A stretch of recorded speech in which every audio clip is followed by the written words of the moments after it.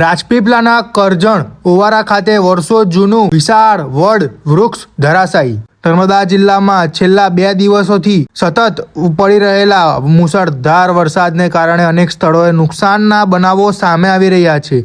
તે જ ક્રમમાં રાજપીપળાના ઐતિહાસિક કરજણ ઓવારા ખાતે આવેલું વિશાળ અને પ્રાચીન વડનું વૃક્ષ આજે સાંજે અંદાજે 7:30 વાગ્યાના સમયે મૂળ સહિત જમીનમાંથી ઉખડીને ધરાશાયી થયું હતું। સ્થાનિક લોકોના જણાવ્યા મુજબ આ વડ વૃક્ષ આશરે ઘણા વર્ષો જેટલું જૂનું હોવાનું માનવામાં આવે છે અને કરજણ ઓવારા વિસ્તારની અનેક આગવી ઓળખ તરીકે જાણીતું છે।